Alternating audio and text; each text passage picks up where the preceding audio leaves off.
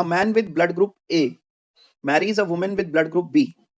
What are all the possible blood groups of their offsprings? देखिए ये question इसके अंदर सबसे बड़ा जो कंफ्यूजन स्टूडेंट के माइंड में रहता है, अगर आप देखें इसमें गिवन क्या क्या है, इसके अंदर है ब्लड ग्रुप ऑफ मैन, वो दिया हुआ है ए, ठीक है, and blood group of women दिया हुआ है बी। अब ब्लड ग्रुप ए जो है, इसके अंदर दो पॉसिबिलिटीज हो सकती हैं जीनोटाइप की। अगर हम इसके जीनोटाइप को रिप्रेजेंट करें तो ब्लड ग्रुप ए में be represented by this which is homozygous, and blood group A can also be represented by this which is heterozygous। ठीक है, अब इसमें आप देखिए होमोजाइगस के अंदर दोनों ही डोमिनेंट एलील साथ साथ है, ठीक है, तो यहां पर भी ब्लड ग्रुप ए ही बन रहा है। हेट्रोजाइगस में देखिए यहां पर एक डोमिनेंट एलील है और उसके साथ में एक स्मॉल आई, यानी कि एक आपके पास रिसेसिव एलील है, लेकिन यहां पर भी ब्लड ग्रुप क्या है, ए ही बन रहा है। अब इस पर्सन की मैरिज हुई with a blood group with a women of blood group B, तो उसमें भी दो पॉसिबिलिटीज हो सकती हैं।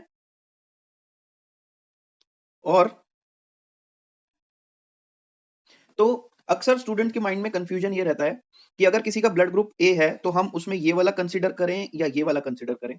तो आज हम कोशिश करते हैं कि इस कंफ्यूजन को दूर करने के लिए, देखिए अब आप यहां पर देखिए इस क्वेश्चन में हमें दिया हुआ है what are the possible blood groups of their offsprings. तो हम पैरेलली इन दोनों के केस में इनका क्रॉस बना के देखते हैं और इन दोनों केस में देखते हैं कि इनके ऑफस्प्रिंग्स के ब्लड ग्रुप क्या क्या आ सकते हैं। ठीक है, तो अगर हम इस केस में देखें तो यहाँ पर इसका गैमीट बनेगा, गैमीट इज ऑलवेज हैप्लॉइड, उसके अंदर एक ही एलील होती है। ठीक है, तो यहाँ पर इसका गैमीट बनेगा मैन का I A and women I B. अगर हम इन दोनों को क्रॉस कराएं तो यहाँ पर सिर्फ एक ही पॉसिबिलिटी है, man will contribute I A, women will contribute I B, तो कॉम्बिनेशन बनेगा आपके पास I A I B and blood group of the offspring will be A B only. A B के अलावा कोई और ब्लड ग्रुप की पॉसिबिलिटी इस केस में नहीं है।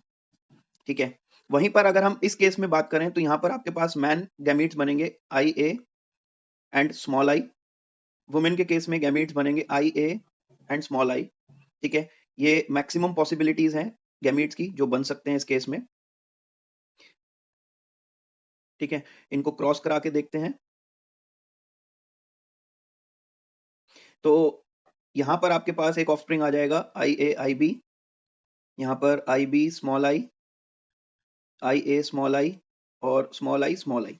तो इस केस में देखिए आपके पास एक ब्लड ग्रुप ए बी आ गया, ब्लड ग्रुप बी आ जाएगा, ब्लड ग्रुप ए आ जाएगा एंड ब्लड ग्रुप ओ भी आ जाएगा। तो इसके अंदर जो चार ब्लड ग्रुप पॉसिबल हैं वो चारों आ सकते हैं। तो अब इस केस में हम क्वेश्चन के अंदर ऑप्शंस देखेंगे।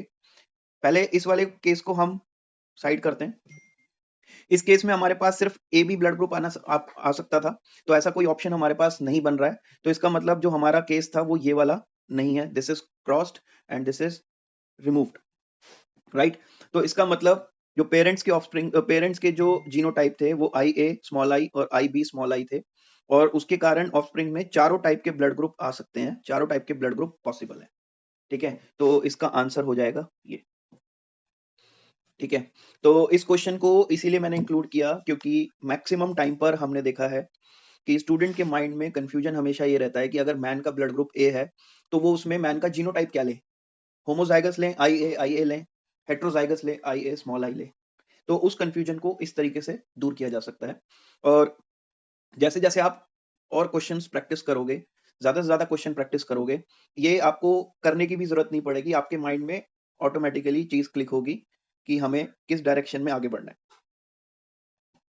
ठीक है,